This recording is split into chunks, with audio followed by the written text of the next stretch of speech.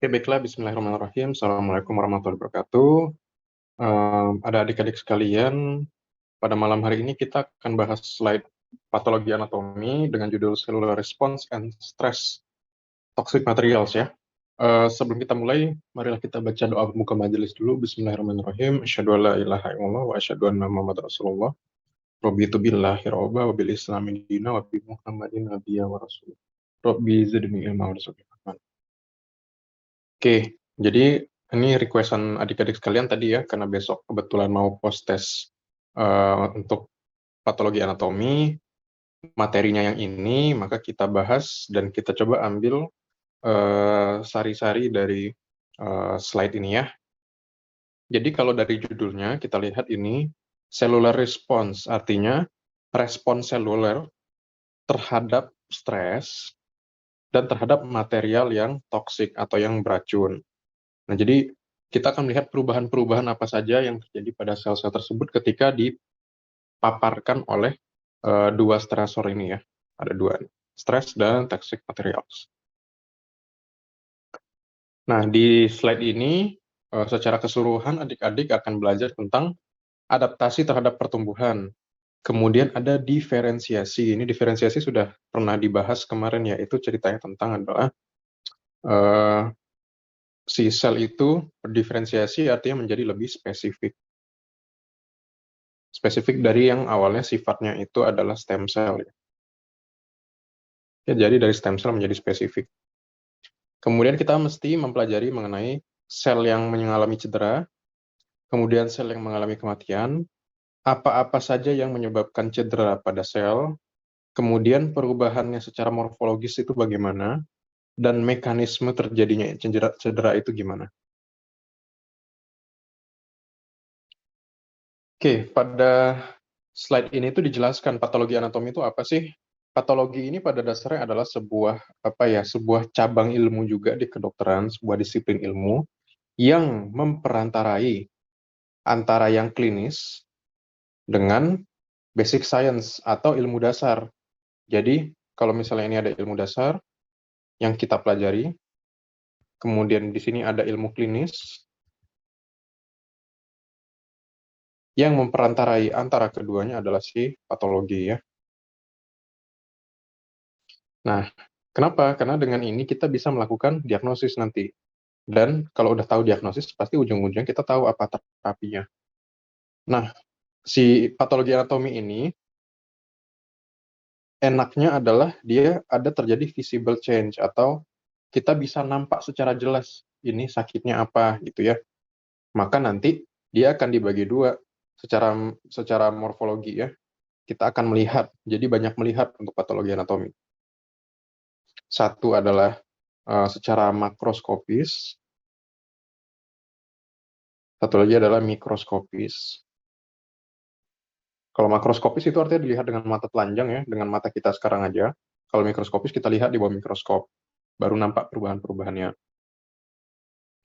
Nah, untuk penelitian yang berhubungan dengan patologi itu kita akan mencari etiologi, penyebabnya apa sih yang membuat seperti itu. Kemudian patogenesis, proses terjadinya penyakit itu bagaimana ya. Kemudian setelah dia terjadi penyebabnya ada, kemudian terpapar dengan penyebab, kemudian apakah ada perubahan morfologisnya secara bentuk yang menimbulkan tanda dan gejala pada pasiennya. Jadi kurang lebih ilmu patologi anatomi itu seperti ini nanti.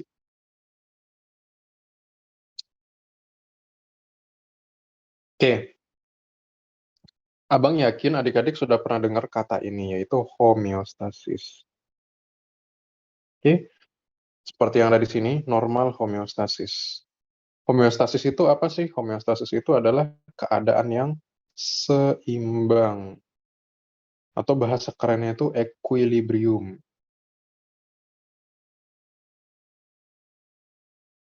Seimbang itu artinya apa? Kondisi ini adalah kondisi yang harus dipertahankan tubuh. Gimana pun caranya. Oke? Jadi, contohnya nih, tekanan darah kita rendah. Maka yang dikerjakan tubuh apa? Tekanan darah dinaikkan. Kemudian oksigen tubuh rendah, maka tubuh kita ngapain? Akan meningkatkan oksigen gitu ya. Kemudian eh, air di dalam tubuh kebanyakan, maka tubuh akan mencoba mengeluarkan melalui urin gitu ya. Atau misalnya suhu tubuh terlalu tinggi, maka tubuh akan coba menormalkan dengan cara keringat dikeluarkan gitu ya. Nah, jadi kurang lebih ini cuma gambaran gamblang banget soal homeostasis ya.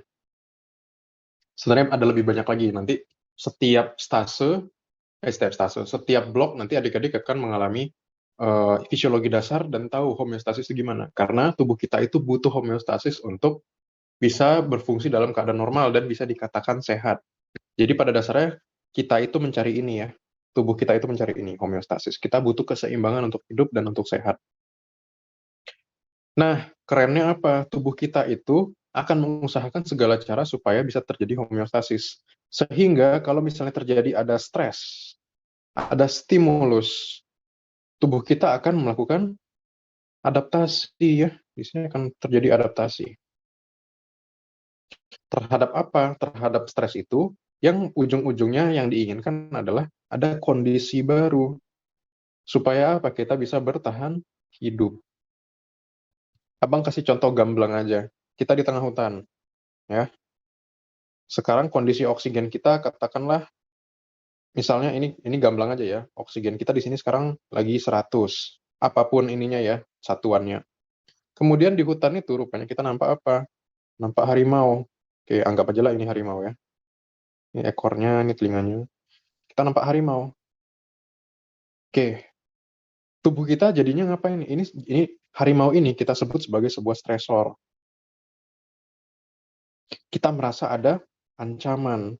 Karena bisa aja kita terbunuh ya, atau terluka gara-gara kita ketemu sama harimau ini. Maka dalam pikiran kita apa yang kita lakukan? Kita ingin melakukan ini, survival ya. Kita ingin bertahan hidup. Nah, supaya bisa kita bertahan hidup gimana caranya? Ya mesti kabur atau lawan. Tapi biasanya kita lebih banyak ke kabur ini ya. Nah, untuk kabur kan kita artinya mesti ngapain? Mesti lari. Lari, kalau misalnya kita dalam kondisi yang sekarang, dengan oksigen yang segini, itu nggak bakal kedapetan. Jadi apa yang kita lakukan? Nanti untuk bisa mencapai oksigennya yang meningkat ya, jadi oksigennya mau dinaikin jadi 500 gitu katakanlah, maka yang terjadi apa? Nadi kita ikut meningkat, nafas ikut meningkat, kemudian nafas jadi lebih dalam juga ya. Oke, kemudian lubang hidung menjadi lebih lebar supaya bisa lebih banyak udara masuk. Nah, ini salah satu contoh yang gamblang banget mengenai bagaimana kita itu selalu beradaptasi kepada situasi yang baru, situasi terhadap sekitar kita, supaya kita bisa bertahan hidup. Nah, nanti sel kita pun juga akan mengalami hal yang sama ketika dia terpapar oleh stres ataupun stimulus ya. Oke, sekarang kita ngomongin ini. Apa itu jaringan? Oke, jaringan itu terdiri atas yang dua ini ya. Ada parenkim ya, sel parenkim. Parenkim ini sel sel utama. Jadi misalnya kalian bilang apa sel di paru ada bermacam sel nanti kan, tapi yang dagingnya paru itu ya sel parenkim namanya, maksudnya gitu. Kemudian ada juga elemen-elemen fibrosa di bagian interstisium ya. Jadi ini adalah elemen fibrosa atau jaringan ikatnya di interstisial. Nah, parenkim sel ini bisa mengalami apa? Mengalami degenerasi. Oke, degenerasi itu artinya dia nanti akan mengalami kerusakan. Tapi kalau degenerasi ceritanya, dia masih reversible. Artinya dia masih bisa sehat. Oke, jadi nanti sel ini akan bisa mengalami dua hal. Kalau dia mengalami degenerasi, dia masih bisa sembuh ya.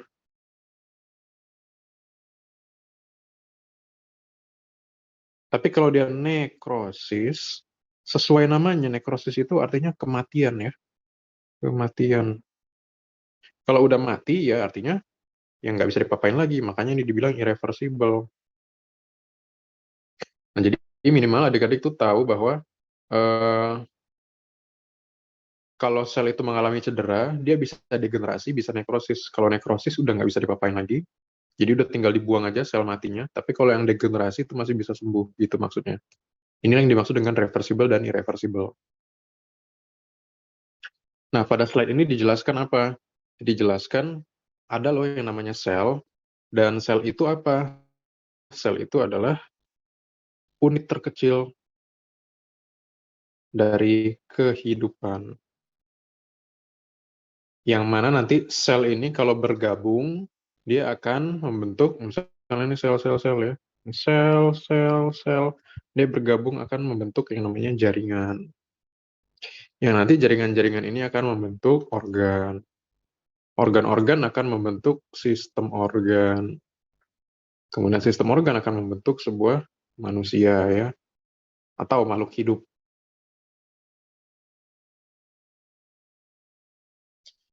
Oke, nah ini forming tissues ya, dan pada akhirnya forming organ, membentuk organ.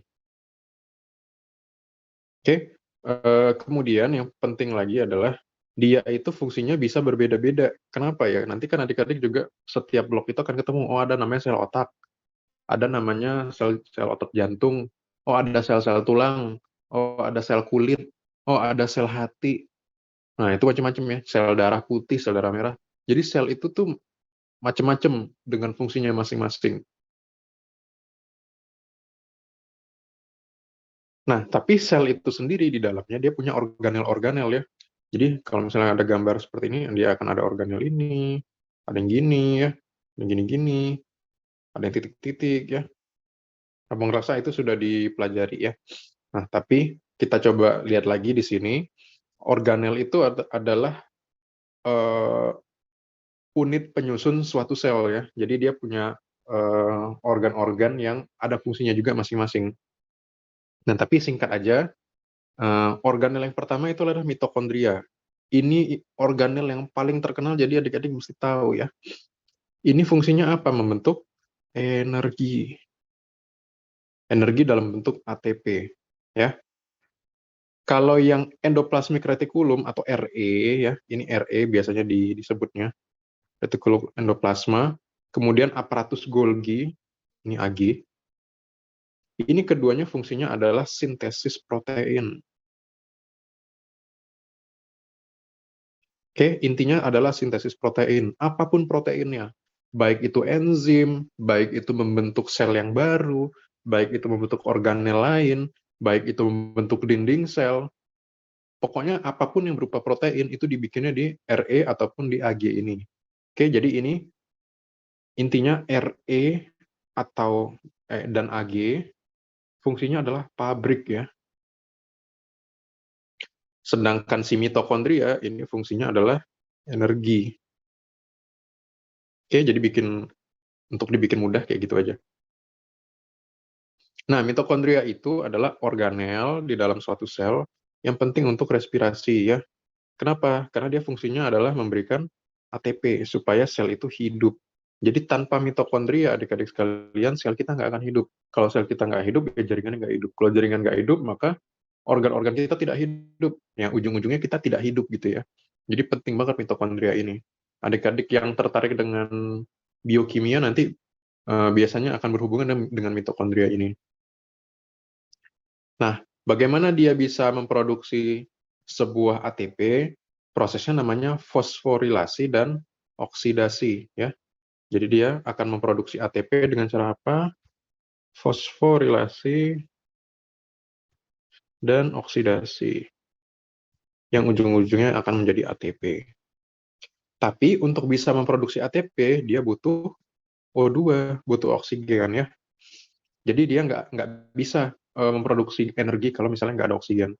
Jadi sebenarnya pun kita bernapas, oksigen itu ngasihnya sebenarnya bukan ke paru-parunya, tapi ke sel-sel yang di seluruh tubuh kita ya. Jadi paru-paru itu cuma memperantarai supaya sel darah merah kita bisa mendapatkan oksigen.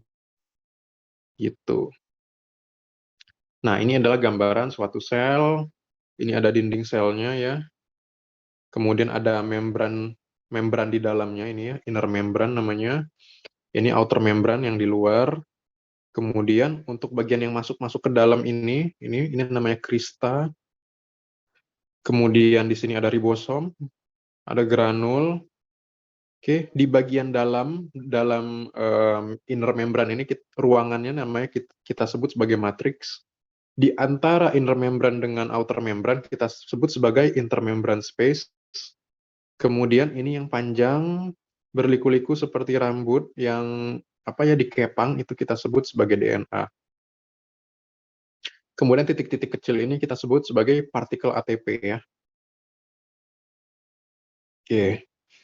Ini adalah gambaran dari mitokondria. Nah, jadi kalau misalnya kita perbesar lagi, nah ini selnya lebih gede daripada itu ya. Ini cuma salah satu dari organ-organ yang ada di suatu sel. Jadi inilah mitokondria. Dan jumlah mitokondria ini tidak hanya satu nanti di satu sel, tapi dia banyak ya. Semakin banyak mitokondrianya, maka semakin banyak ATP yang bisa dihasilkan nanti. Oke, itu cerita tentang mitokondria. Jadi jangan lupa mitokondria itu menghasilkan energi, sedangkan aparatus Golgi dan retikulum endoplasma itu adalah pabrik yang menghasil protein, apapun proteinnya nanti ya. Oke, di slide ini diceritakan adanya adaptasi oleh sel terhadap suatu lingkungan ya. Jadi sel itu akan selalu dihadapkan terhadap suatu lingkungan yang akan menyebabkan terjadinya adaptasi.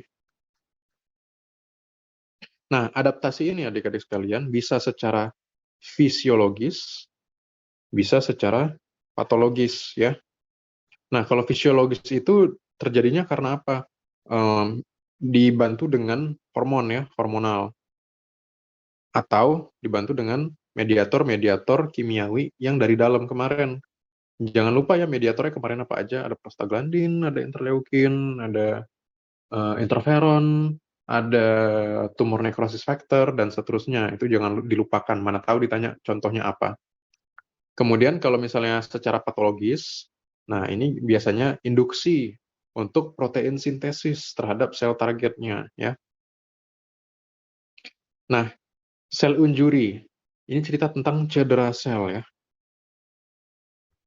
Nah, kenapa bisa terjadi cedera sel? Biasanya ujung-ujungnya itu gini. Kalau misalnya terjadi cell death atau kematian sel, maka yang terjadi adalah kerusakan organ permanen.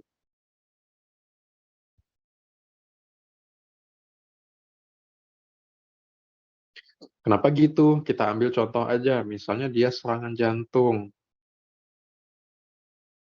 Serangan jantung ini artinya suplai darah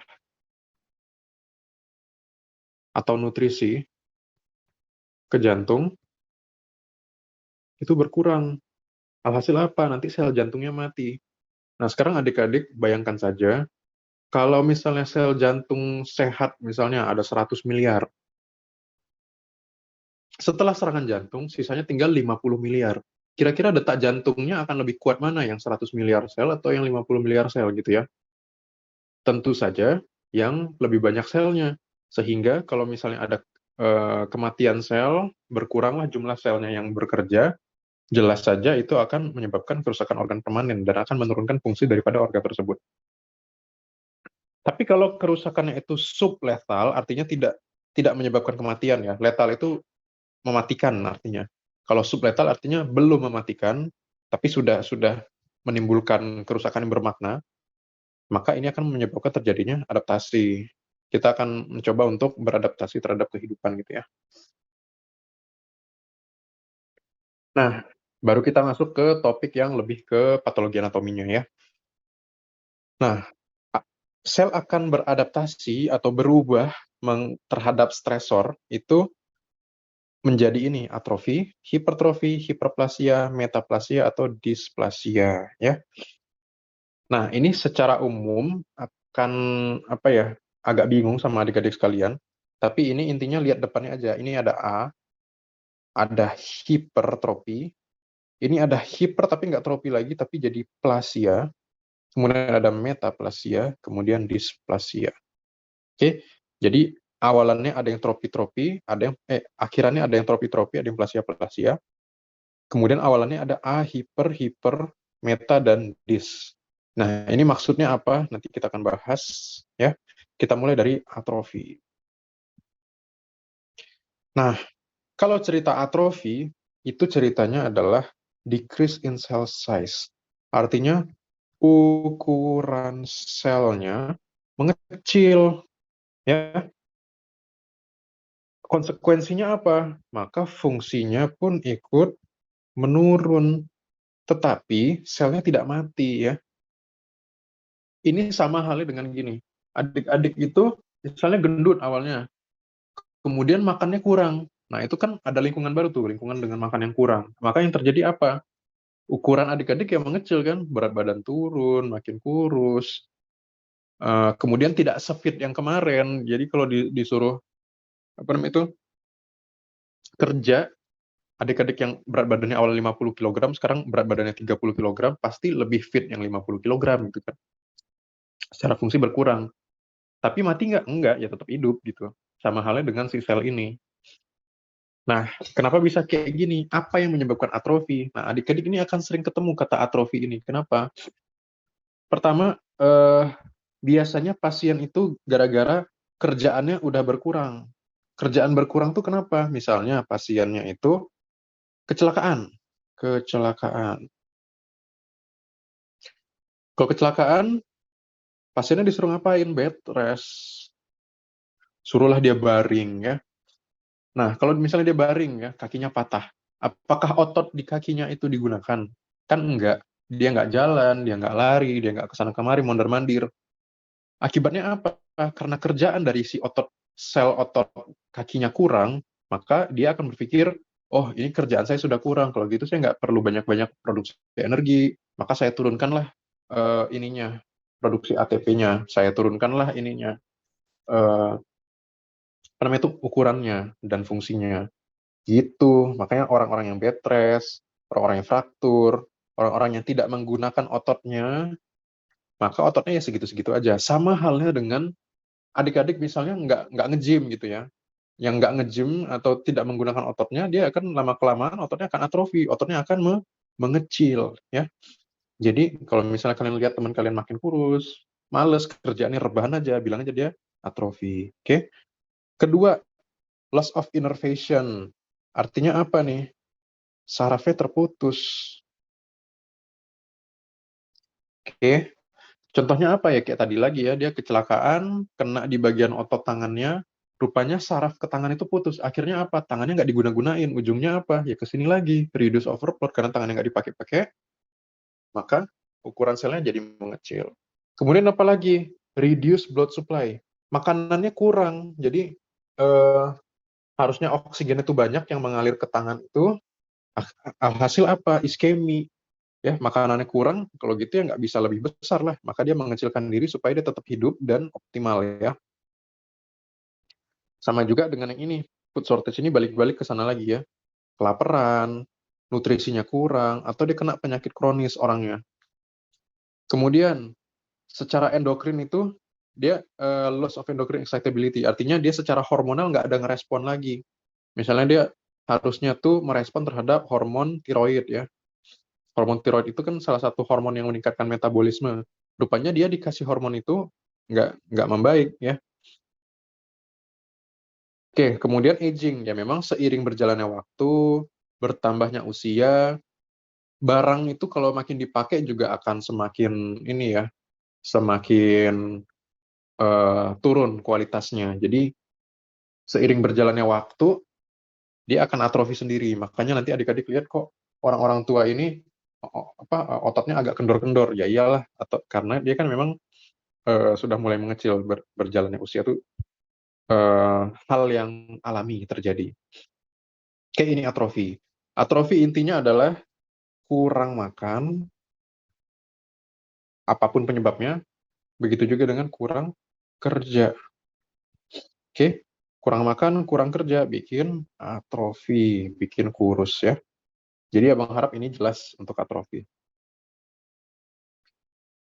Oke, mekanismenya gimana? Ya karena dia nggak kerja, maka sintesis proteinnya tidak terjadi ya. Kemudian katabolisme. Adik-adik mungkin pernah dengar namanya anabolisme ya, sama katabolisme.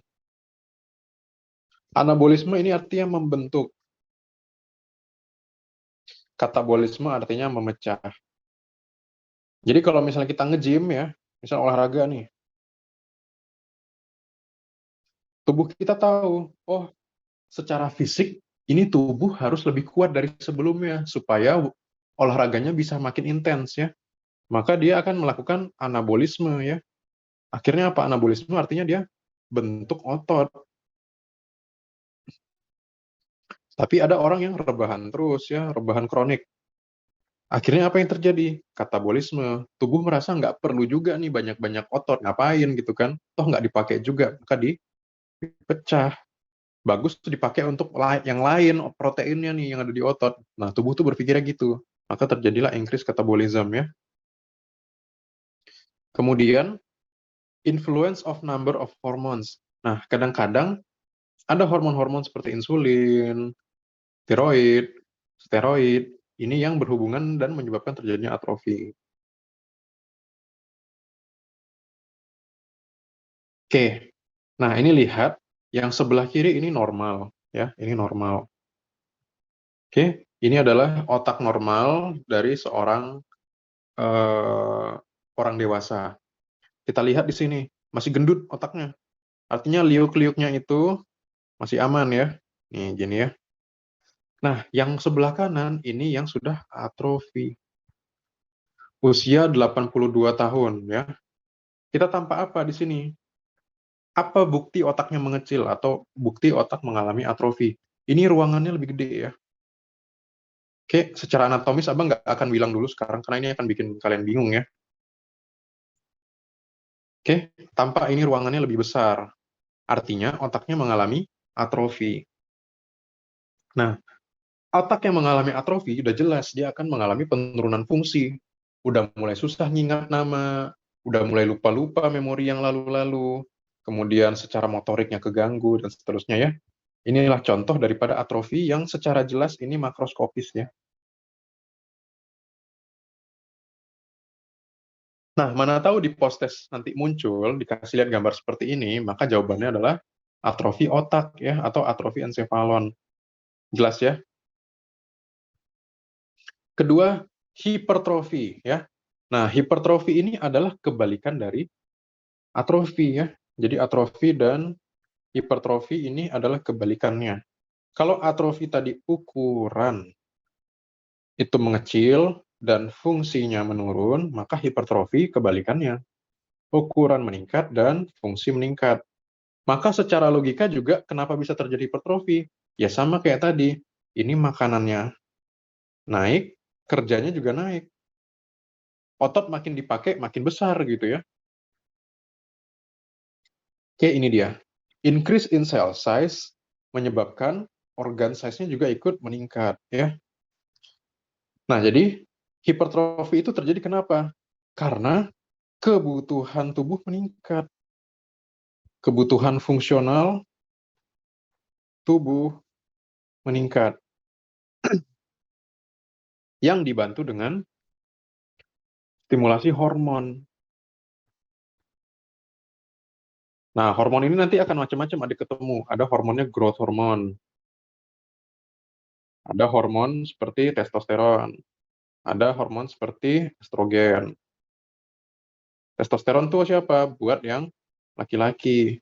Estrogen untuk yang perempuan. Kalau growth untuk semuanya ya. Nah, contohnya gimana? Misalnya nih, eh, pubertas. Adik-adik yang mengalami puber di usia 12 tahun ketika perpindahan antara kelas 6 SD ke 1 SMP. Rupanya yang laki-laki suaranya memberat, kemudian dadanya jadi semakin bidang, sedangkan yang perempuan panggulnya semakin eh, melebar, kemudian dadanya mulai muncul. Nah, gitu-gitu. Itu kan artinya ada perubahan organ, ada perubahan apa namanya itu ukuran organ juga. Maka ini pasti terjadi hipertrofi. Begitu juga dengan anak-anak yang dari kecil membesar ya. Orang-orang yang tubuh besar artinya organnya juga membesar, jantungnya membesar, tangannya memanjang, kemudian kakinya juga memanjang ya. Organ-organ yang membesar inilah yang kita namakan sebagai hipertrofi. Oke? Nah, ini karena dia sifatnya hormonal, maka ini hubungannya dengan hormon ya, gitu. Hubungannya kemana? Yang tadi ya, estrogen, progesteron. Nah, tapi adik-adik sekalian, apakah hanya pada saat puber kita mengalami hipertrofi? Enggak juga ya. Kapan terjadi hipertrofi lagi? Ketika kita butuh fungsi yang meningkat ya. Fungsi mau ditingkatkan. Contohnya apa ya? Yang olahraga tadi, yang angkat beban, dan seterusnya. Oke, exercise nih ya, olahraga. Atau pathological conditions, myocardial selnya. Jadi sel otot jantungnya jadi meningkat fungsinya. Nah, tapi adik-adik sekalian, kadang-kadang hormon ini bisa bikin apa? Bisa bikin cancer, pertumbuhannya jadi tidak terkontrol ya. Begitu juga dengan ini, renal hypertrophy. Oke, jadi intinya gitu. Kalau hipertrofi itu ceritanya adalah peningkatan atau perubahan fungsi, perubahan organ, maka dia mesti berubah. Nah, ini contoh daripada suatu apa namanya tuh?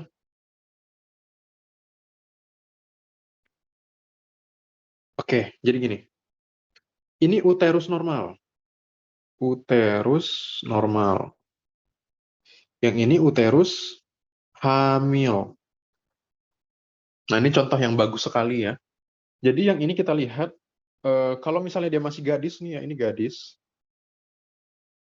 rupanya rahim itu bentuknya tuh sekecil ini. Tapi ketika dia hamil ya, sudah menikah, hamil, dia akan membesar seperti ini. Ya, kenapa ya? Karena dedek bayinya kan mau ada di situ. Nah, jadi eh, si rahim ini atau uterus ini, dia akan mengalami hipertrofi karena memang secara fungsional dia dituntut untuk bisa membesar gitu ya. Maka jadi tampaklah dia kayak gini. Ini secara makroskopis.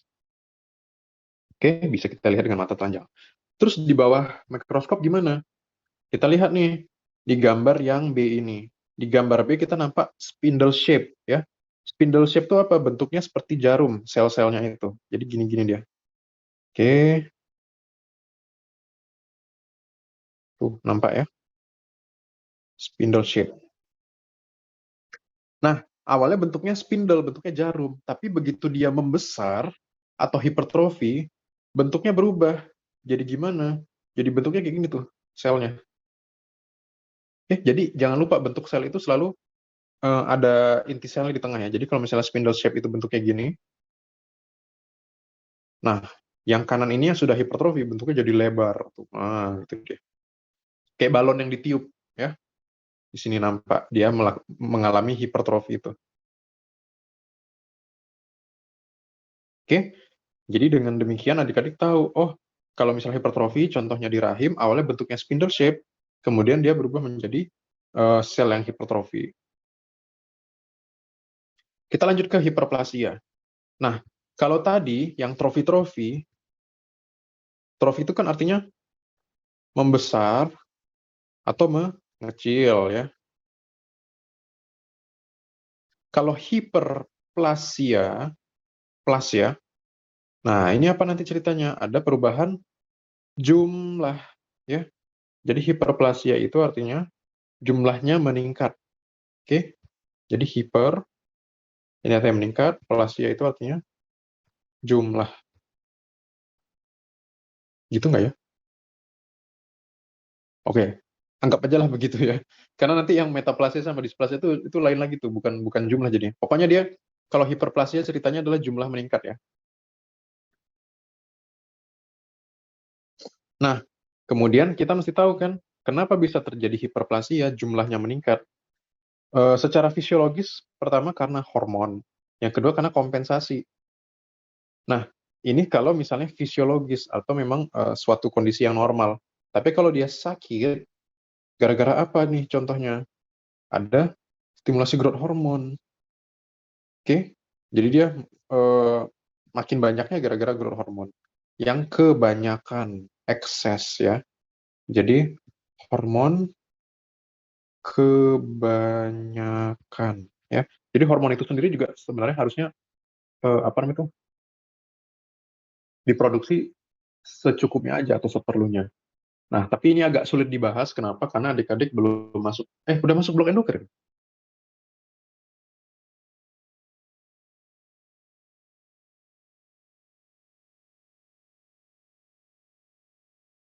Udah endokrin deh? Udah bang. Oh, udah ya? Oke, sip. Mantap lah kalau gitu. Basic endokrin sih bang. Sama nggak tuh ya Besok bang? endokrin ya? Oke. Ya, jadi kalau gitu udah kenal lah dengan growth hormone ya? Kenal bang. Oke, sip. Mantap. Oke. Nah, jadi kita lanjutkan. Stimulasi hormonal tuh gimana ceritanya? Contohnya gini, estrogen itu meningkat. Efeknya apa? Endometrium atau lapisan dalam daripada si uterus. Jadi ini abang gambar rahim ya. Ini rahim, ini tuba falopi dengan ovarium. Nah, ketika adik-adik itu nanti akan atau wanita mengalami haid, estrogen meningkat. Estrogen meningkat akan membuat apa? Dinding endometrium yang di dalam ini menebal. Ya, ini akan menebal. Nah, penebalan ini bukan gara-gara hipertrofi, tapi gara-gara hiperplasia. Ya. Nah, nanti kemudian ketika haid, dia baru luruh gitu ya dindingnya. Nah, ini contoh daripada stimulasi hormonal. Atau ginekomastia. Ginekomastia itu artinya eh, muncul payudara. Biasanya ini sama laki-laki ya. Jadi laki-laki kebanyakan hormon estrogen, kok tiba-tiba dadanya lebih, bukannya bidang, malah empuk gitu. Itu ginekomastia. Yang kedua, gara-gara fungsional demand-nya meningkat. Nah, ini mirip-mirip sama si hipertrofi tadi. Hipertrofi kan juga sama, kebutuhannya meningkat. Tapi pada konteks ini dia bukan meningkatkan ukuran, tapi meningkatkan jumlah. Contohnya apa? Polisitemia. Polisitemia itu apa, Bang? Jadi HB kita atau hemoglobin itu kan normalnya sekitaran 12 ya. Tapi kalau misalnya kita hidup di gunung, di mana oksigen itu kurang, maka kita butuh banyak nih pengangkut oksigen daripada orang yang tinggal di dataran rendah. Nah, jadi di dataran tinggi apa yang terjadi? HB-nya itu meningkat jadi 16 gitu ya. Nah, ini dinamakan dengan polisitemia. Jadi kalau jumlah sel darah merahnya meningkat itu gara-gara ukuran yang meningkat atau gara-gara jumlahnya. Nah, pada konteks ini jumlahnya yang meningkat ya. Atau misalnya dia limfositnya meningkat pada pasien-pasien yang ada ininya reaksi alergi dan seterusnya ya. Nah, gara-gara apa lagi bisa begitu? Misalnya gara-gara adanya cedera persisten. Sel kita tuh luka aja, cedera aja, gara-gara apa? Inflamasi kronik. Atau gara-gara hiperplasia di bladder atau di kandung kemih, ya. Itu dia contohnya. Oke, pada intinya hiperplasia itu cerita tentang jumlah yang meningkat. Nah, ketika kita cerita tentang metaplasia, ini adalah perubahan, ya. Jadi metaplasia itu ceritanya adalah perubahan.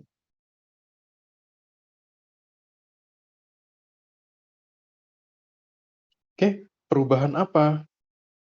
Perubahan dari satu tipe sel ke tipe sel lainnya. Oke, jadi jumlah tidak bertambah, ukuran tidak bertambah, bentuknya yang berubah. Ya, contohnya, awalnya bentuknya kayak gini nih, squamous epithelial. Kemudian tiba-tiba berubah jadi apa? Jadi kolumnar. Ya, nah inilah contoh dari metaplasia. Jelas ya? Jadi kalau dia berubah tipenya, itu dinamakan dengan metaplasia. Tapi ini perubahan yang sifatnya reversible. Ya, reversible artinya dia masih bisa kembali lagi dari yang kolumnar menjadi epithelial. Contohnya gitu. Oke?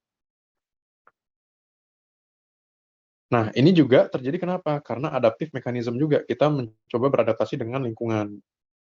Paling contohnya gimana tuh? Dari epitel menjadi squamous cell. Ya. Contohnya apa? Satu, orang-orang yang di sini nih ya, tobacco, artinya merokok. Oke?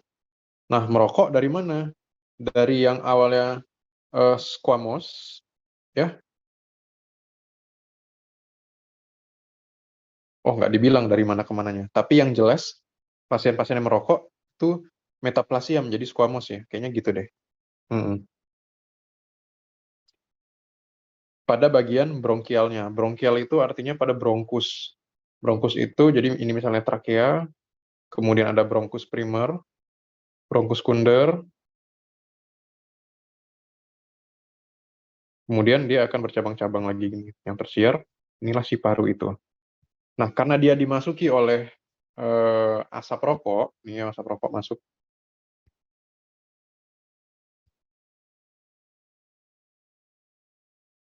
masuklah asap rokok ke sini, itu akan menyebabkan perubahan. Kenapa? Asap rokok ini pada dasarnya kan racun ya, ada banyak toksiknya. Jadi si epitel-epitel ini juga harus mempertahankan diri dari racun tersebut. Makanya sel-sel di situnya berubah. Hanya saja di sini nggak dibilang dari mana ke mana. Oke, contoh yang kedua adalah ini nih, GERD atau sakit lambung. Nah, yang sakit lambung ini asam lambungnya meningkat. Dari mana? Dari dalam lambung. Ini misalnya ini esofagus. Kemudian ini lambung ya. Katakanlah begitu. Nah, ini ada asam lambung nih. Asam lambung ini tidak berbahaya selagi dia masih di dalam lambung ya, masih di sini. Kapan dia bahaya? Kalau dia keluar dari lambung, antara dia naik ke atas nih ke esofagus atau dia turun ke usus halus. Kenapa? Adik-adik bayangkan aja, dinding daripada lambung itu memang didesain untuk bisa tahan terhadap asam. Tapi dinding daripada organ yang lain seperti kerongkongan kita dan usus halus kita itu tidak diberikan pelapis ya, nggak ada pelapisnya untuk bertahan dari asam. Sehingga apa jadinya? Supaya tidak terjadi kerusakan sel yang lebih banyak, dinding sel yang ada di atas dan di bawah daripada lambung ini harus berubah ya. Berubahnya jadi apa di sini tidak jelaskan ya. Tapi nanti adik-adik akan kembali membahas ini ketika masuk blok gastro. Jadi adik-adik paham, oh tubuh kita itu akan selalu melakukan apapun supaya kitanya tetap sehat gitu ya. Atau di dalam serviks terjadi metaplasia ya. Serviks maksudnya tuh serviks mulut rahim. Oke? Nah, tapi di sini kata kuncinya apa? Kalau stimulusnya sudah tidak ada, artinya apa? Ini asam lambungnya diobati ya, asam lambung diobati, atau ini berhenti merokok, seiring berjalannya waktu, dia akan kembali ke selnya yang normal yang awal lagi. Ya, itu dia. Nah, ini contohnya. Ini ada sel-sel kolumnar ya. Ini ada sel squamosa. Oke? Ini juga. Ini gambarannya. Ini sel-sel squamosa, ini squamous, di sini tiba-tiba jadi squamous ya. Salah, ini kolumnar, panjang-panjang, tiba-tiba di sini jadi yang kotak-kotak ya, yang squamous. Oke, artinya apa? Ini antara dia dari kolumnar menjadi squamous atau dari squamous menjadi kolumnar. Tergantung ini gambaran atau potongan slide dari organ apa gitu ya. Nah, kita masuk ke displasia. Kalau ada judulnya dis, ini artinya sakit biasanya ya. Maka ini ada perubahan, nih cellular dysplasia, ada perubahan dari ukuran, bentuk, susunan dari komponen sel jaringan. Oke? Biasanya ini terjadi kenapa? Dysplasia means is disturbed by, ada variasi dari size and shape of cell. Kemudian enlargement, ada pembesaran. Ada irregularitas. Yang harusnya susunannya gini-gini tuh, kotak-kotak ya. Cantik dia. Entah kenapa nanti kotak begini, ada yang panjang, ada yang bulat, ada yang entah gimana lah. Pokoknya nggak, susunannya irregular deh. Gitu. Kemudian hiperkromatism. Warnanya itu akan berubah di nukleusnya, yang warnanya harusnya warna ungu, misalnya dia akan jadi lebih gelap. Oke, kemudian susunannya tadi terganggu ya. Oke, paling sering di mana? Di serviks sama di bronkus. Oke, nah biasanya displasia itu adalah preneoplastik. Oke, preneoplastic lesion atau lesi kanker. Oke, jadi biasanya awalnya itu bentuknya sel sehat. Oke, kemudian dia terpapar oleh stimulus. Apa yang terjadi? Yang terjadi adalah displasia dulu nih. Berubah dia dari yang awalnya sel apa menjadi apa.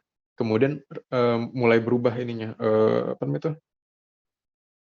Susunan-susunannya jadi irreguler dan seterusnya seperti yang sudah dijelaskan sebelumnya.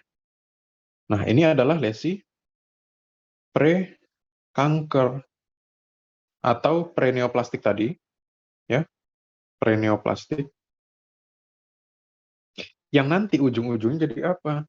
Kalau dibiarkan akan menjadi cancer selagi stimulusnya tidak diawasin.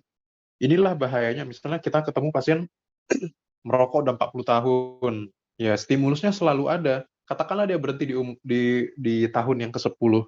Bisa jadi memang sudah ada resi prekankernya, tapi karena dia berhenti, resi prekanker tadi itu jadi dibersihin sama sel kita, karena dia tahu ini adalah sel yang nggak bagus. Jadi diawasin, nggak jadilah dia jadi kanker. Gitu ya. Dysplasia included in the morphological classification of the stage of intraepithelial neoplasia. Oke, ya gitulah, sama aja kayak yang dibilang tadi ya. Jadi dysplasia itu termasuk dari klasifikasi morfologis sebelum terjadinya neoplasia atau terjadinya kanker. Ya, jelas ya. Nah, ini ada gambaran serviks atau mulut rahim ya. Ini serviks atau mulut rahim. Nah, di sini kita nampak ada gambaran normalnya. Normalnya mulut rahim itu gini, licin ya. Licin, habis itu glowing ya, mulus. Nah, ketika dia sudah masuk lesi-lesi prekanker, dia kayak gini gambarannya ya. Mulai aneh nih perubahannya. Kita aja yang nggak medis aja tahu ini tuh nggak normal gitu ya. Oke, ini masih awal-awal. Yang ini udah mulai aneh, yang ini sudah cancer ya. Oke, ini gambaran makroskopisnya. Nanti mikroskopisnya tuh lebih jelas lagi ya. Oke, ini contoh gambaran skematiknya. Nah, mulai dari sini sampai sini ini gambaran normal ya. Oke, kita tampak, oh selnya masih tersusun dengan rapi, bentuknya kayak gitu semua ya. Susunannya reguler. Kemudian mulai muncul nih, adanya displasia dari sini ke mari. Oke, mulai adalah perubahan-perubahan nih, agak-agak aneh nih. Ya, di sini udah bagus, bagus, bagus. Kemudian, loh, ini kok memanjang? Loh, ini kok makin aneh? Kayak gini ya. Sampai sini tuh susunannya udah mulai aneh tuh. Udah mulai irregular ya. Yang harusnya baris-baris kayak gini rapi. Oh, ini udah yang mulai mengecil, ada yang gede sendiri, ada yang bentuknya kayak ini ya, alpukat. Nah, jadi dia memang mengalami perubahan bentuk, mengalami perubahan jumlah, tapi perubahannya itu tidak diinginkan ya. Tidak seperti yang tadi. Nah, kemudian ketika dia sudah mulai ini nih, udah mulai grade 3 nih ya, mulailah dia bentuknya kayak gini semua, makin tidak reguler, kemudian jadi invasif, dia pindah ke organ lain. Nah, ini yang udah berbahaya. Oke, itu contoh gambaran daripada displasia yang ujung-ujungnya akan menjadi sebuah cancer ya. Nah, kita sudah mempelajari tadi, singkatnya ada atrofi, ada hipertrofi, ada hiperplasia, kemudian ada apa lagi tadi? Metaplasia, kemudian ada displasia. Oke, singkat aja sambil nge-review. Atrofi itu artinya adalah ukuran dan fungsi menurun. Kalau hipertrofi, ukuran dan fungsi meningkat. Hiperplasia, maka jumlahnya yang meningkat. Kalau metaplasia, dari satu sel ke sel lainnya, yang sifatnya reversible dan diinginkan ya.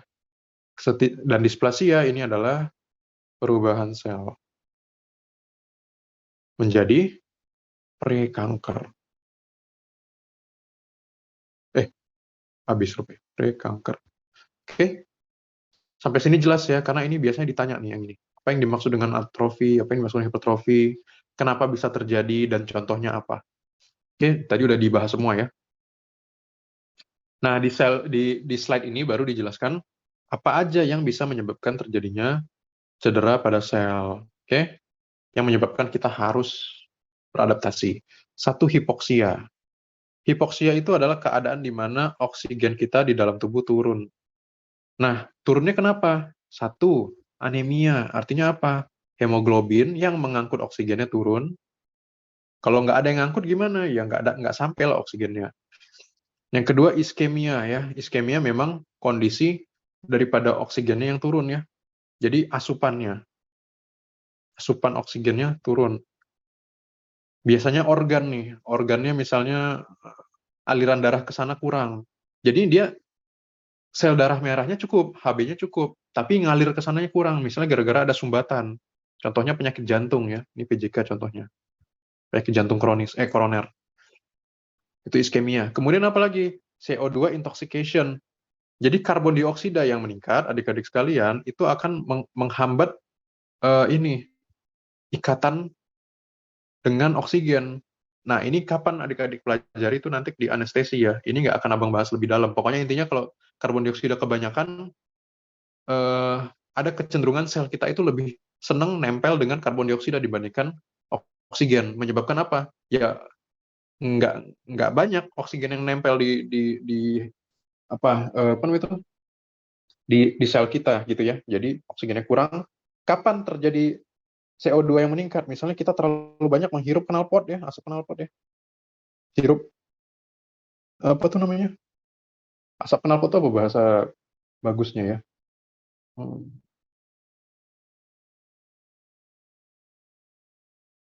Karbon monoksida. Iya, tapi iya itulah dia, sama aja ya. Kayak karbon monoksida tapi CO ya. Kalau ini CO2. Oke. Selanjutnya itu aerobic oxidative respiration. Jadi respirasi aerobiknya juga meningkat gitu ya. Dalam keadaan misalnya ketika kita lagi lari. Kalau kita lari kan artinya kebutuhan oksigen tubuh meningkat. Karena kebutuhan oksigen tubuh itu meningkat, oksigen yang di tubuh kita sekarang itu kan jadinya dihitung sebagai kurang gitu ya. Nah, ini contoh daripada kita kekurangan secara relatif. Oke, lanjut. Kemudian ada physical agent. Secara fisik bisa gara-gara trauma mekanik, kena pukul, kita kayak kemarin sudah dijelaskan. Kemudian kena apa lagi? Kena temperatur yang tinggi atau rendah ya. Luka bakar atau luka gara-gara frostbite. Kemudian radiasi. Kemudian kena listrik. Kemudian kena tekanan kuat ya. Kemudian secara kimiawi juga bisa macam-macam, gara-gara polusi, gara-gara ini baygon-baygon ya, atau insektisida. Kemudian asbestosis, ini kalau misalnya dia kerja di pabrik dan seterusnya. Kemudian kena etanol atau alkohol, ini alkohol ya. Nah, ini juga adalah dasar kenapa luka itu haram dikasih alkohol ya.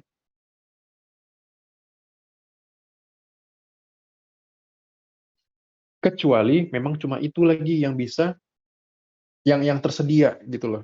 Jadi kalau masih ada agen-agen lain untuk bisa membersihkan luka, sebaiknya jangan dikasih alkohol. Kenapa? Karena dia memperlambat. Karena dia mematikan sel, dia memperlambat terjadinya penyembuhan gitu ya.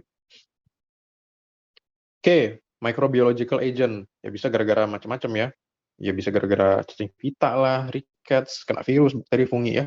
Udah jelas lah itu. Kemudian ada reaksi imunologis.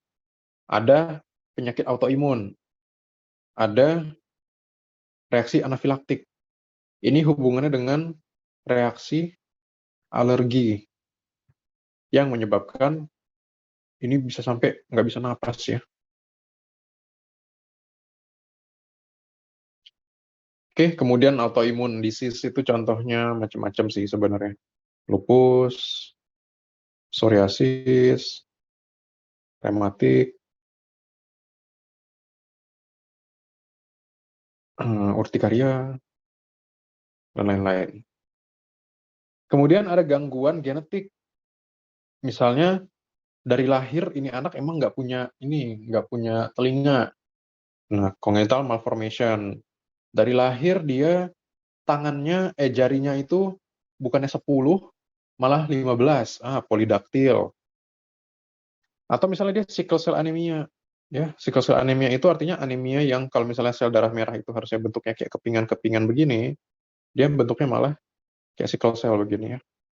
Kayak bulan sabit atau kayak sickle. Kemudian dia nutritional imbalance, artinya di kekurangan nutrisi. Apa tuh contohnya? Kurang protein, kurang kalori, kurang vitamin, gara-gara diabetes, atau pada akhirnya apa? Aging. Memang ini nggak bisa dilawan yang ini ya. Kalau emang udah usianya, jadi memang dia akan seperti itu. Nah, tapi sekarang memang lagi populer-populernya apa? Terapi-terapi anti-aging. Sedang melawan penuaan ya. Jadi penuaan itu tidak hanya soal kulit dan kecantikan, tapi penuaan juga soal kesehatan jantung, kesehatan otot, kesehatan paru. Jadi kalau organ-organ kita sehat, kita pun kan jadi lebih enak gitu ya. Nah, ini contoh gambarannya. Ini adalah sel atau jaringan, ini jaringan. Jaringan ini terkena suatu injury atau cedera yang diakibatkan bermacam hal, bisa gara-gara mikroba, gara-gara fisik tadi, gara-gara zat kimiawi, atau imun, kekurangan nutrisi, ataupun perubahan metabolis. Yang menyebabkan apa? Ketika dia terpapar ke suatu jaringan, nah bisa terjadi apa? Bisa ke selnya langsung, direct cell injury, atau kerusakannya terjadi di interstisium dulu. Ya. Nah, kalau misalnya sudah terjadi seperti ini, kita lihat. Terjadinya di sel, maka sel akan mengalami apa? Degenerasi dan nekrosis. Ya. Kalau misalnya di interstisium, yang terjadi adalah degenerasi dari interstisiumnya itu. Jadi bukan di selnya sendiri. Jadi ini di sekitarnya ini ya. Sekitarnya, sedangkan ini di selnya langsung. Nah, ini kalau misalnya injurinya terlalu parah sehingga dia nggak bisa beradaptasi terhadap itu. Ini cuma gambaran sel normal ya. Ini ada RE, ada nukleusnya di tengah, inti selnya, ada mitokondria yang tadi sudah dijelaskan, ada lisosom untuk pencernaan. Oke, ini dia mau jelasin apa nih? Oke, jadi ini ada sel yang normal awalnya. Oke, kemudian dia kena injury seperti yang ada gambar di atas.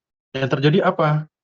Maka dia tahu dia mengalami luka atau cedera, dia harus menyembuhkan diri ya, dia harus healing nih.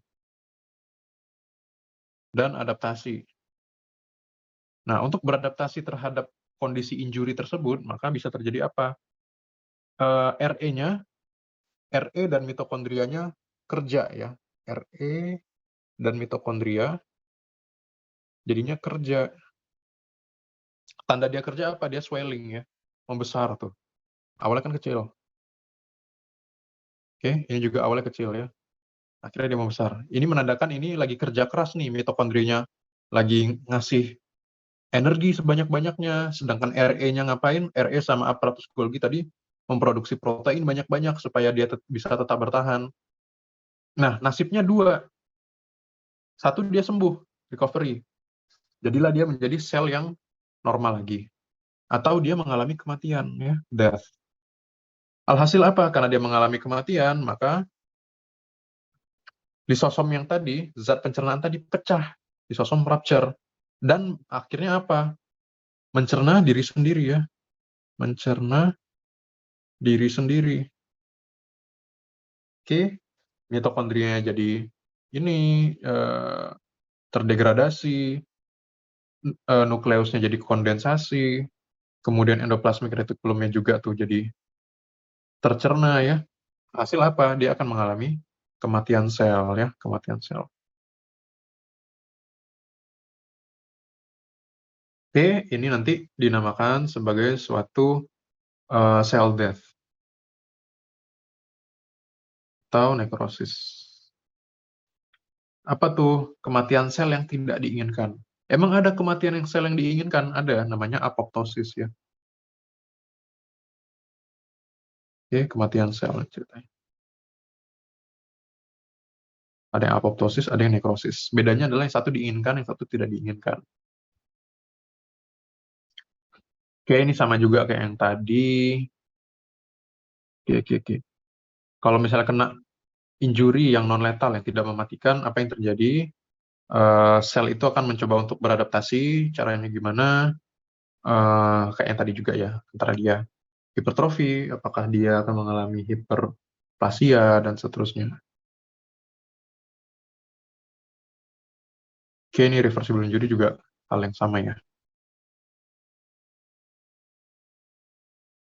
Nah, itu kan tadi yang reversible kalau misalnya dia sembuh. Ada kalanya dia cederanya itu yang tidak bisa sembuh atau yang irreversible, yang tidak bisa kembali ke kondisi normal. Yang terjadi apa? Mitokondrianya itu jadi kayak yang tadi juga ya, vakuolisasi. Dia jadi lebih besar, kemudian extensive damage di plasma membrane. Jadi ada kerusakan ini, harusnya dia kan garisnya tidak terputus nih ya. Harusnya gini. Ini ada terputus-putus. Artinya membran-membrannya udah mulai rusak tuh. Oke, yang tadi juga sih sebenarnya. Jadi karyolisis ya. Nah, sekarang kita cerita tentang cell degeneration. Cell degeneration itu apa? Perubahan akibat non-fatal injury. Ya. Jadi kalau misalnya dia cedera, cedera itu ada dua ya. Ada yang letal, ada yang subletal. Subletal ini artinya non-fatal. Kalau letal artinya fatal. Apa maksudnya itu? Ini artinya mematikan, membuat mati maksudnya. Yang ini tidak mematikan.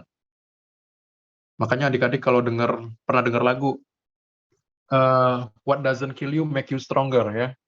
Apa yang tidak membunuh kita itu akan membuat kita lebih kuat daripada sebelumnya. Hal yang sama berlaku terhadap si sel ini ya. Nah, apa aja yang terjadi pada saat sel itu mengalami non-fatal injury atau yang sifatnya reversible? Oke, yang terjadi adalah yang tadi-tadi juga sebenarnya. Ada cloudy swelling degeneration, degenerasi yang sifatnya yang berawan ya, dan ada degenerasi yang albumin. Kemudian ada vascular degeneration. Ini hubungannya dengan yang air-air nih, hydrophic degeneration. Ada fatty change, perubahan dari zat lemak. Contohnya adalah steatosis. Kemudian ada degenerasi glikogen, ada hialin, ada zenker, dan seterusnya. Ini akan dibahas di slide-slide selanjutnya ya. Nah, ini adalah cloudy swelling degeneration yang pertama. Nanti misalnya ditanya, apa yang dimaksud dengan cloudy swelling degeneration? Nah, cloudy swelling degeneration itu adalah peningkatan jumlah cairan ya di dalam sel ya. Jadi ini jumlah sel cairan meningkat. Jadi awalnya dia begini, gara-gara dia cloudy swell degeneration dia jadi besar. Tapi ini ingat adik-adik bukan sebuah hipertrofi. Memang secara apa namanya itu? Ya, adik-adik tahu lah, pasti tahu ada orang yang membesar gara-gara ototnya yang ikut besar, ada orang yang membesar gara-gara ya emang bengkak aja kebanyakan air tubuhnya. Itu kan beda ya. Sama halnya dengan si sel ini. Jadi kalau kita lihat di bawah mikroskop, selnya bengkak. Terutama di mana? Di endoplasmic reticulum sama di mitokondrianya sesuai gambar yang di atas tadi. Jadi sel yang ini tadi, nah ini mitokondrianya mengalami pembesaran, RE-nya mengalami pembesaran dibandingkan yang sebelumnya. Itulah yang dinamakan dengan cloudy swelling degeneration. Ya. Nah, tapi granul-granulnya itu nampak titik-titiknya tadi ya, makin banyak. Inilah yang kenapa dia disebut sebagai cloudy, bentuknya agak lebih berawan atau keruh ya dibandingkan yang sel yang jernih. Nah, di mana aja dia bisa terjadi? Di ginjal bisa, di renal, di hepar bisa, di otot-otot kardiak atau otot jantung bisa, ya. Tampaknya lebih besar, lebih padat dan lebih pucat. Bisa gara-gara apa tuh? Gara-gara infeksi, demam, ada kena racun, kemudian temperaturnya berubah. Jadi etiologinya sebenarnya balik-balik ke yang tadi juga, bisa kimiawi, bisa fisik, bisa infeksi dan seterusnya ya. Jadi kalau adik-adik besok ditanya gara-gara apa, ya ini bisa-bisa nembak ya. Oke. Oke.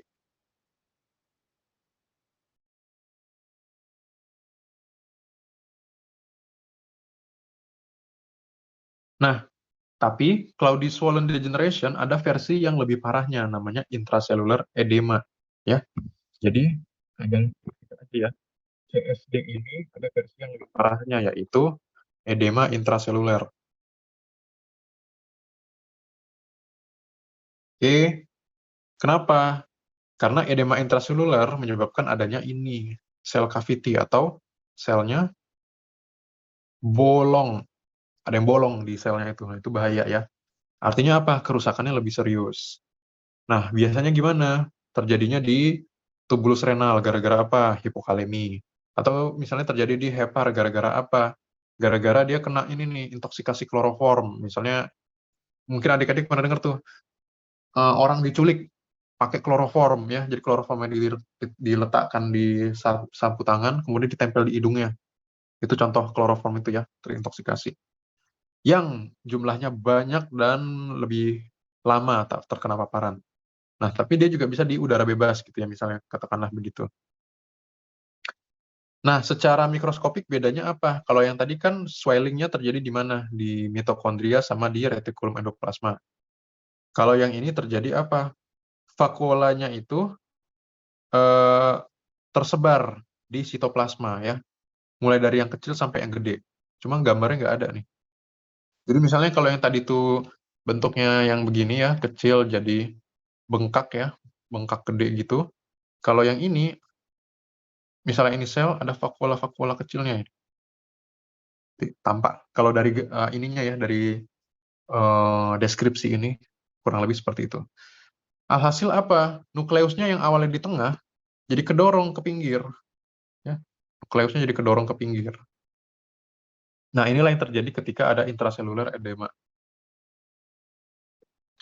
Yang kedua ada fatty change atau perubahan lemak, ya. Nah, jadi ada abnormal accumulation of triglycerides in parenchyma cell. Adik-adik mungkin nanti akan ketemu di blog yang selanjutnya. Jadi pasien-pasien yang kolesterolnya tinggi, kolesterol itu kan artinya salah satu di dalamnya ada trigliserida. Nah, tingginya itu menyebabkan dia harus disimpan di satu tempat ya. Nah, kebetulan tempatnya ini kan terbatas ya. Nah, nanti mulailah kalian nampak yang di mata ya. Nggak ada di sini gambarannya. Sayang banget ya. Jadi, contohnya itu gini. Misalnya adik-adik nanti ada yang lihat nih mata orang yang ada kolesterol. Normalnya begini. Tapi rupanya ketika adik-adik lihat, oh rupanya,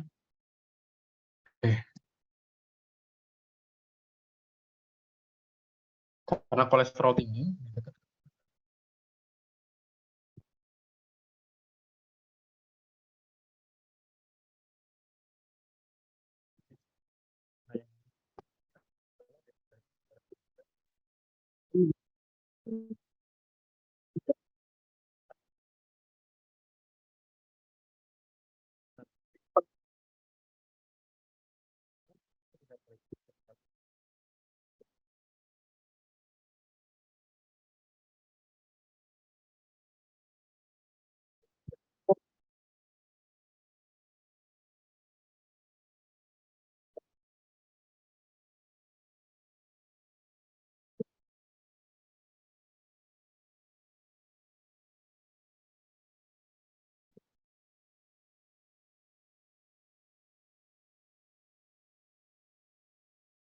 ditanya fatty change terjadi gara-gara apa? Macam-macam. Tapi paling sering gara-gara alkohol. Jadi biasanya pasien-pasien yang mengalami, pasien-pasien yang canduan alkohol ya, gara-gara alkohol intoxication, biasanya akan mengalami fatty liver. Pernah dengar ya? Jadi heparnya itu kebanyakan lemak. Oke, ini dia fatty liver. Nah, ini bisa jadi soal. Bagaimana gambaran makroskopis dari fatty liver? Kalian bilanglah Fatty liver secara makro dicatat bahwa bentuknya kalau ringan maka tidak ada perubahan. Tapi kalau dia sudah berat, maka tampak adanya bercak kuning. Bercak kuning mulus.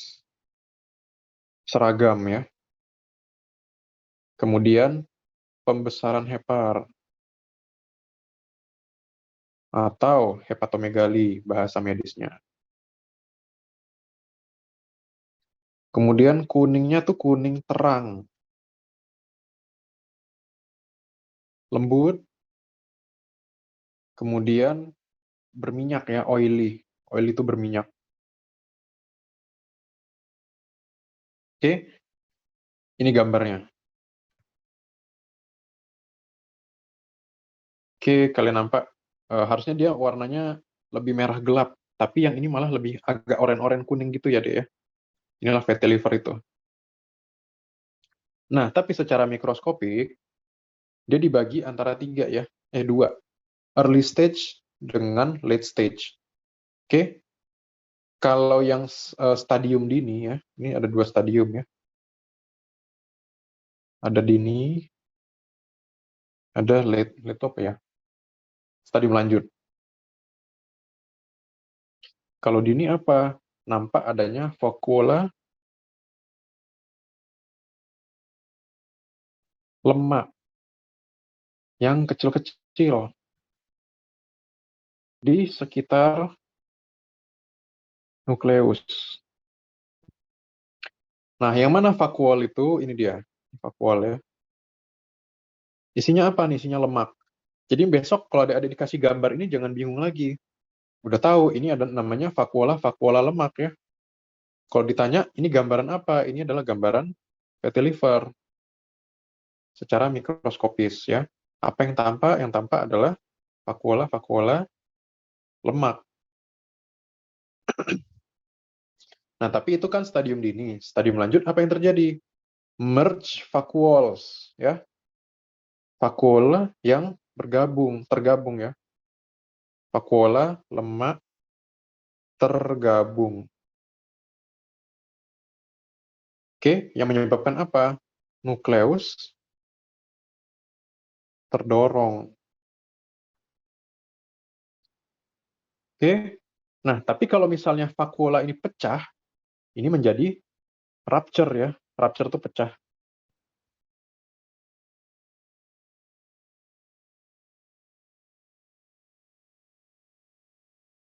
Kalau pecah apa akibatnya, Bang? Kalau pecah jadinya jadi kista ya, kista lemak. Oke, jadi contohnya gimana? Kira-kira ini stadium dini atau stadium lanjut deh yang gambar ini? Coba tebak.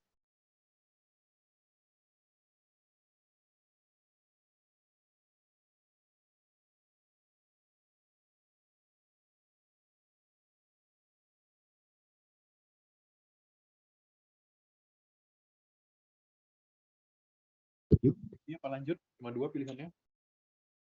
Ambil abang minum nih.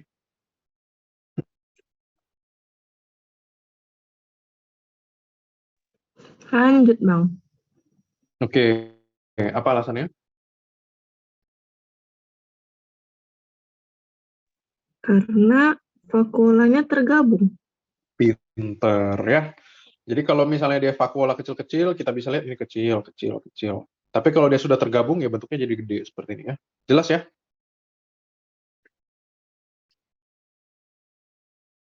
Oke, ini lanjut ya. Oke, jadi kalau misalnya muncul gambar ini, maka ini adalah gambaran mikroskopis dari fatty liver stadium lanjut. Yang tampak adalah vakuola-vakuola kecil dan vakuola-vakuola yang sudah tergabung menjadi besar. Oke, ini apa nih? The heart. Apa yang mau dibilang itu?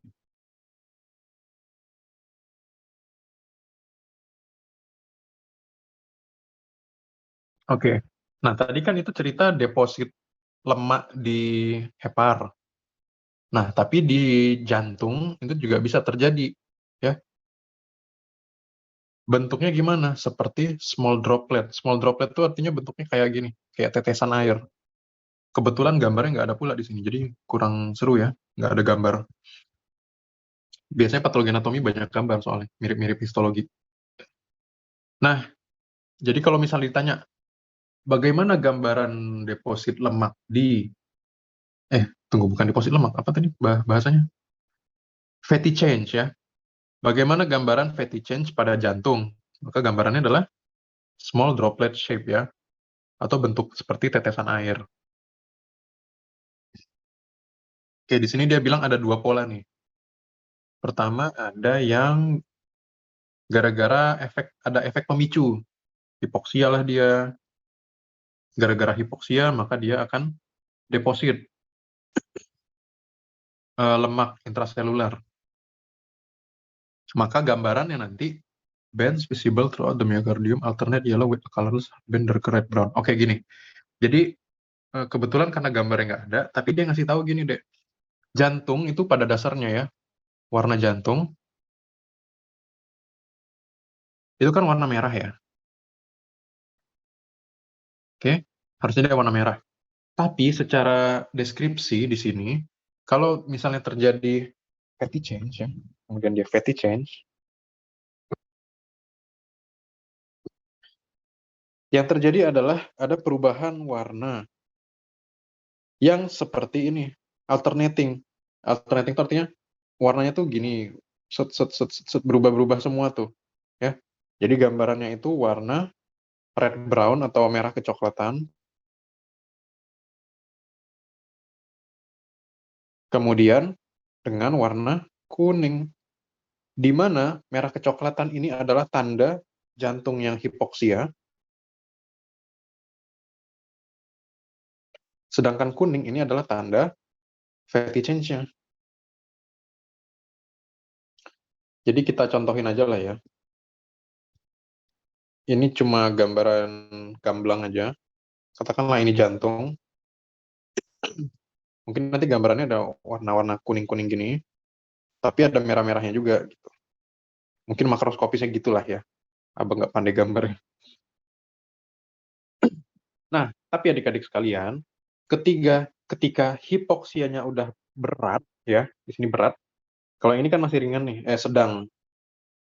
Ketika hipoksia sudah berat, maka yang terjadi apa? Miokarditis ya. Akibatnya apa? Overall yellowish myocardium.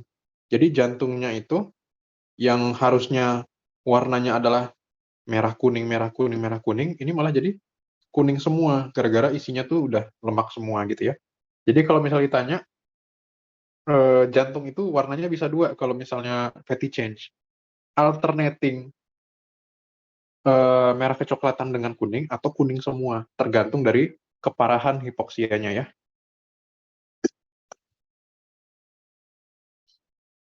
Oke, kita lanjut. Nah, di sini ada lagi namanya degenerasi glikogen. Degenerasi glikogen ini kenapa? Ya jelas, gara-gara abnormalitas dari glukosanya atau metabolisme dari glikogennya. Ini ingat aja pasien DM atau diabetes mellitus. Apa yang terjadi? Ada akumulasi daripada glikogen di epitelnya renal atau ginjalnya. Bisa juga di mana? Di cardiac myocytes, di apa namanya, di jantungnya, atau di sel beta dari pankreasnya ya. Jadi sel beta dan pulau Langerhans itu ada di pankreas ya, itu udah dipelajari dong kemarin di endokrin ya. Nah, glikogen ini adik-adik ini salah satu sumber energi ya.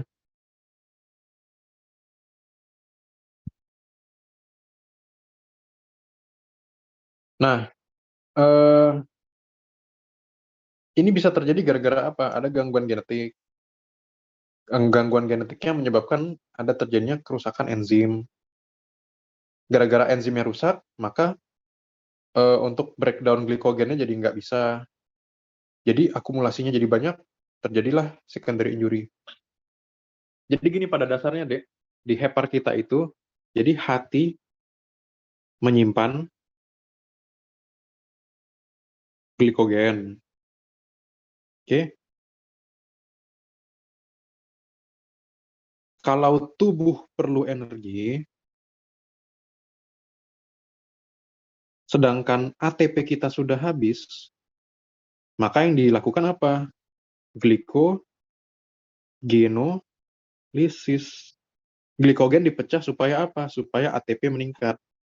Gitu loh. Jadi glikogen itu kayak simpenan uang kita di bank gitu.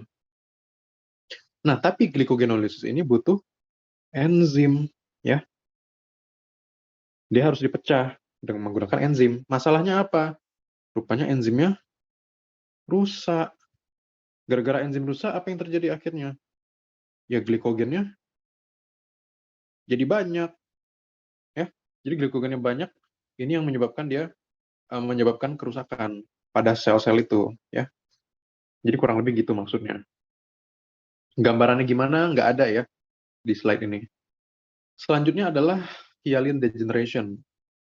Nah, hyaline ini kan seperti yang sudah dibilang kemarin itu adalah struktur yang berupa seperti benang ya, yang sifatnya itu transparan, homogen, tanpa struktur. Oke, membentuk apa dia? Membentuk jaringan ikat dan sel-sel epitel. Nah, ketemunya di mana? Ketemunya di sel-sel epitel di renal, contohnya gitu. Nah, kapan dia menyebabkan degenerasi? Ketika terjadi sirosis hepatis ya. Sirosis hepatis itu gagal hepar, gagal hati. Jadi hati kita gagal untuk apa namanya itu? Gagal berfungsi untuk mendetoksifikasi, untuk produksi macam-macam. Kemudian alhasil terbentuklah Mallory's body ini. Oke, atau dia sakit kuning, yellow fever ya. Terbentuklah Councilman body. Nah, ini mumpung dikuningin nih, ya, ada warna kuning nih. Bisa jadi ini jadi soal, jadi dihafal aja ya. Oke. Masalah ini apa dan kenapa kayaknya nggak dijelasin deh di sini. Nggak ada kan? Jadi ini hafal aja deh buat jawab soal aja gitu ya. Bagaimana gambaran mikroskopis dari sirosis hepatis? Terbentuklah Mallory's body. Nah, dapat 1. Bagaimana gambaran hepar pada pasien yang terkena yellow fever? Maka jawabannya adalah ada gambaran Councilman body. Oke? Jadi ini dicatat aja, mana tahu ditanya besok. Nah, ini gambarannya. Seharusnya hepar itu bentuknya kayak gini deh ya. Kayak si uterus tadi juga. Mulus, tidak ada benjolan, bagus ya. Nah, tapi kalau dia mengalami sirosis, dia jadi berbenjol-benjol seperti ini. Ini agak merinding kelihatannya memang. Oke, dia akan mengecil, kemudian mengeras, dan berbenjol-benjol. Inilah cirrhotic liver ya. Ini gambaran, pecah gambarnya, nggak nampak. Sirosis juga pokoknya. Oke, ini gambaran selulernya, tapi kebetulan di sini nggak ada ini ya, nggak ada, apa namanya itu, nggak ada deskripsinya. Nah, tapi ini kayaknya mesti agak hati-hati adik sekalian, karena gambarannya seperti ada vakuola-vakuola tadi ya. Seperti di fatty liver. Oke, cuma karena nggak ada deskripsinya, abang nggak bisa memberikan adik-adik petunjuk jadinya, ini masalahnya apa. Tapi di sini karena dikasih panah di sini ya, kayaknya fokusnya bukan di vakuola ini, tapi lebih kepada sel heparnya ya. Mungkin di sini sel heparnya mengalami apa namanya itu perubahan seperti displasia. Karena biasanya orang-orang yang mengalami sirosis hepatis itu ujung-ujungnya jadinya hepatoma, jadi kanker hepar. Jadi ini juga bisa dibilang sebagai suatu lesi prekanker ya, atau preneoplastik. Oke, kemudian di sini ada sel nekrosis ya.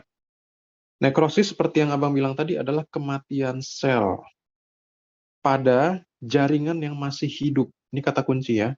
Jadi sel mati pada jaringan hidup. Oke. Jadi nanti di sini misalnya ada beberapa sel ya, 1 sel, 2 sel, 3 sel, 4 sel, 5 sel. dan seterusnya yang membentuk suatu jaringan, tapi salah satunya ini mati ya. Salah satunya mati. Nah, ini kita sebut sebagai suatu nekrosis. Oke, inilah. Nah, sel yang nekrosis ini atau jaringan yang nekrosis itu nanti akan kita sebut sebagai jaringan nekrotik. Gara-gara apa dia bisa terjadi? Satu, gara-gara koagulasi, ya. Koagulasi itu artinya ada pembekuan darah. Bukan darah ya, maksudnya pembekuan lah, koagulasi ya. Kemudian ini paling sering, biasanya gara-gara apa? Bisa kita lihat tanda-tandanya itu swelling of cells. Selnya membengkak kayak tadi juga. Kemudian denaturasi dari protein-protein di dalam sitoplasma. Kemudian breakdown dari sel organel. Jadi sama juga seperti yang gambar di atas tadi, kita review sedikit. Nah, ini contoh nekrosis tadi ya. Apa yang nampak? Kondensasi dari nuklir, kemudian ini ya, protein-proteinnya terurai, lisosomnya juga ini ya bekerja untuk mencerna dirinya sendiri. Jadi ini gambaran daripada sel yang sudah mengalami kematian ini dia.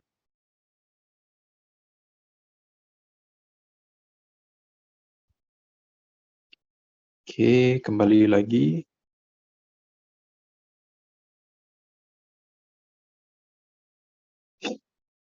Nah, ini dia tadi ya. Ini terjadi karena apa? Adanya cell enzymatic digestion, ya. Ada pencernaan enzim oleh lisosom tadi. Jangan lupa ya nama lisosom ini, kan ini terkenal ya. Lisosom. Kemudian lisosom inilah yang menyebabkan terjadinya denaturasi protein ya. Dia mencerna dirinya sendiri. Nah, bisa terjadi untuk nekrosis ini ada autolisis, ada yang heterolisis ya. Caranya gimana? Kalau autolisis, eh, enzim hidrolisisnya itu muncul dari sel yang sel itu sendiri. Tapi kalau dia heterolisis, dia gara-gara adanya sel lisosom tadi ya. Jadi misalnya ditanya autolisis gara-gara apa? Gara-gara enzim hidrolitik yang datang dari sel itu sendiri. Kalau yang heterolisis itu gara-gara adanya lisosom.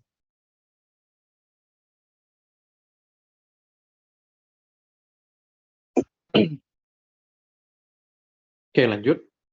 Nah, secara morfologis, apa yang terjadi? Dari 1 sampai 3 jam yang terjadi adalah perubahan yang nampak kalau misalnya dari mikroskop elektron. Tapi kalau dia udah masuk 6 sampai 8 jam, pakai mikroskop biasa juga sudah nampak apanya? Perubahan organelnya. Perubahan organelnya apa aja tadi? Kondensasi, ini jangan lupa ya, mana tahu ditanya, kondensasi dari nukleus. Kemudian swelling atau pembengkakan dari siapa? Mitokondria dan retikulum endoplasma. Kemudian apalagi dinding selnya terurai. Apalagi tadi? Tunggu, Abang lupa. Apalagi tadi satu lagi. Denaturasi protein. Oke, kemudian lisosomnya tadi ya. Lisosom, vakuolanya terbuka atau terpecah atau terurai sama aja ya. Oke, jadi 3 jam pertama hanya nampak di mikroskop, kemudian 6 sampai 8 jam di bawah mikroskop cahaya juga sudah nampak ya. Nah, kemudian apa yang terjadi pada nukleusnya? Oke, ini bisa jadi ditanya karena dikuningin ya. Nah, nukleus adalah bukti paling bagus kalau misalnya terjadi suatu nekrosis. Apa yang terjadi? Satu, bisa terjadi pyknosis, yang kedua karyoheksis, yang ketiga ada karyolisis. Yang pyknosis ini terjadinya penumpukan sel mati. Penumpukan kromatin dari sel mati. Ya. Kalau yang karyoheksis yang terjadi adalah ruptur, kemudian banyak partikel basofilik. Oke, yang ketiga ada karyolisis. Nukleusnya lisis, kemudian nampaklah deoksiribonuklease atau ini bikin ribet aja nih, DNA maksudnya ya. Oke, jadi gimana tuh? Ya, adik-adik nggak perlu betul-betul paham ini maksudnya apa, karena besok mau ujian, dicatat aja kata-kata kuncinya untuk jawab soal ya. Jadi pignosis itu kata kuncinya adalah menumpuknya menumpuknya kromatin sel mati, ya. Kemudian menyebabkan apa? Ini dia jadi lebih kondens ya, kondensasi, kayak yang sudah digambarkan yang di atas tadi juga ya. Kemudian kalau karyoheksis, nukleus yang sudah pignotik kayak ini tadi, dia akan berlanjut ke sini. Menyebabkan apa?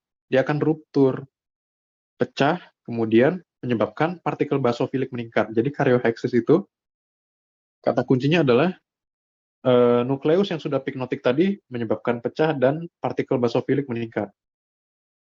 Yang ketiga, karyolisis. Karyolisis itu artinya nukleusnya pecah, menyebabkan DNA-nya keluar. Intinya itu. Oke, kalau misalnya dia ceritanya adalah nekrosis yang cepat terjadinya nih, rapid necrosis, maka dia akan langsung lompat ke lisis nuklear ini. Jadi dia nggak dari sini, kemudian kedua, kemudian ketiga, nggak gitu. Dia akan langsung ketiga kalau dia rapid necrosis ya. Mana tahu ditanya ya, apa yang dimaksud dengan rapid necrosis? Rapid necrosis adalah kematian sel yang terjadi secara cepat tanpa melalui stadium pignotik. Jadi dia langsung mengalami pecahnya nukleus ya. Oke, kemudian ada perubahan sitoplasma ya. Tadi kan baru nukleusnya. Sitoplasmanya gimana? Adik-adik tahu ya sitoplasma itu misalnya ini sel ya, ini nukleus tadi ya. Sitoplasma itu adalah lingkungan sekitar ini semua ini sitoplasmanya ya. Pada sitoplasma yang terjadi apa? Kita ambil kata kuncinya dalam 6 jam sitoplasma itu akan menjadi asidofilik ya. Dia asam. Oke, perubahannya tampak di mikroskop cahaya. Terjadi denaturasi daripada protein di sitoplasma dan dia akan kehilangan ribosom. Nah, jadi lagi-lagi kata kuncinya kembali kemana? Ke denaturasi ini ya. Denaturasi lagi, denaturasi lagi. Kemudian sitoplasma akan mengalami vakuolisasi ya. Vakuolisasi apa? Jadi sitoplasma yang awalnya bentuknya ini balik lagi ke atas ya. Soalnya gambarnya di atas. Nih, nampak ya? Sitoplasma yang awalnya itu cuma ini sitoplasma sehat nih bentuknya gini ya. Sitoplasma yang mengalami swelling itu seperti ini ya, membesar dia.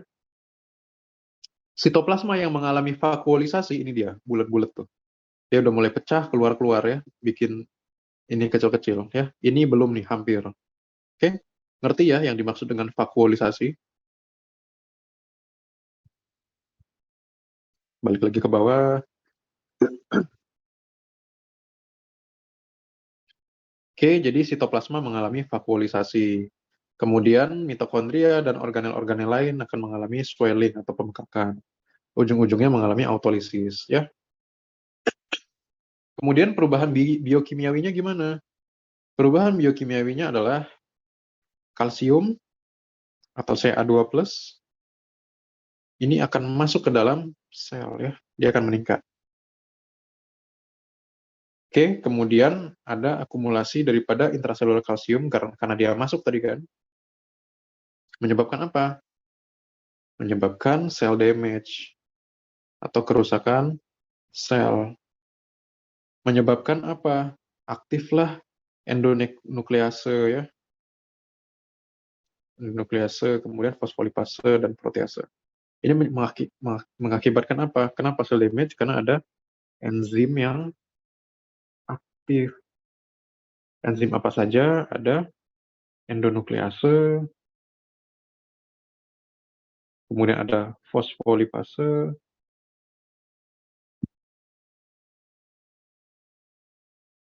kemudian ada protease. Kemudian kalian bertanya, Bang, ini enzim mencerna apa? Seperti namanya, kalau fosfolipase, maka dia akan mencerna lipid, mencerna fosfolipid. Dan ingat adik-adik sekalian, dinding sel itu isinya apa? Fosfolipid gitu kan. Maka fosfolipase ini ke dinding. Endonuklease, nukleus ya. Maka dia mencerna DNA. Protease, maka dia mencerna apa? Mencerna protein. Protein dalam konteks ini apa? Organel-organel ya. Oke, jadi jelas ya. Kalsium meningkat, masuk ke dalam sel, kemudian mengaktifkan enzim. Ada 3 enzim, endonuklease, fosfolipase, dan protease, yang masing-masing mencerna zat yang sesuai namanya ya. Oke, kemudian ada tipe-tipe nekrosis. Ya, tipe nekrosis ini tergantung oleh 3 hal. Satu, komposisi sel. Yang kedua adalah kecepatan dari nekrosisnya tadi. Yang ketiga, jenis cederanya apa. Oke, contohnya. Kita mulai dari, tunggu ada berapa nih? 1, 2, 3, 4, 5, 6, 7, 8. Ada 8 ya. Kita bahas satu persatu. Sabar deh ya, dikit lagi ya. Ini memang topik yang bikin pusing kalau patologi anatomi ya. Kita mulai dari yang pertama, ada nekrosis koagulatif. Nah, ini karena ada kuning-kuning, ingat ini bisa jadi ditanya. Oke, seperti namanya, ini muncul gara-gara adanya koagulasi atau pembekuan. Ya. Nah, kenapa bisa terjadi seperti ini? Ini muncul gara-gara ada terjadi koagulasi yang terjadi beberapa hari ya, over period of several days.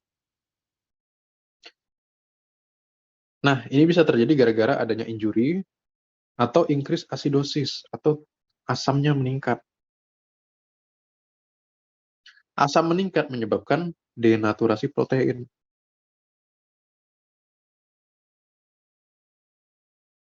Dan enzimnya. Oke? Nah, contohnya apa? Pada sel-sel yang mengalami hipoksia.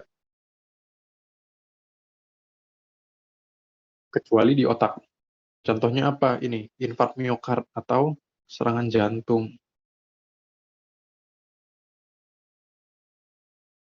Oke. Ini gara-gara apa? Adanya arterial supply occlusion. Jadi, adik-adik bayangin aja, ketika jantung itu ngasih makan ke seluruh tubuh, jantung juga perlu makan sendiri kan, makanya ada pembuluh darah yang namanya koroner ya. Nah, ketika koroner ini mengalami koagulasi, jadi dia mengalami pembekuan darah di situ, maka aliran suplai darah ke sana juga ikut berkurang. Jadi jantung nggak dapat makan, dia akan mengalami hipoksia, yang kalau misalnya berkelamaan dia ujung-ujungnya bisa nekrosis. Jadi gambaran selnya itu seperti ini untuk yang di jantung ya. Nggak ada deskripsinya sayangnya ya. Tapi kalau dari sepenglihatan abang kayaknya ini tampak sel darah merahnya kurang. Jadi dia tampak ini iskemik ya.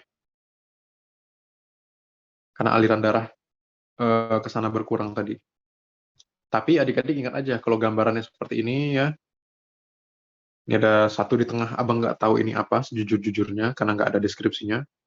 Kemudian gambarannya pucat begini, pink pucat. Nah, adik-adik pikirkanlah ini yang koagulatif ya. Selanjutnya ada yang namanya liquefaktif. Liqui ini, ingat liquinya aja, liqui itu artinya ada cairan. Artinya dia mencair. Ya. Tipikal pada apa?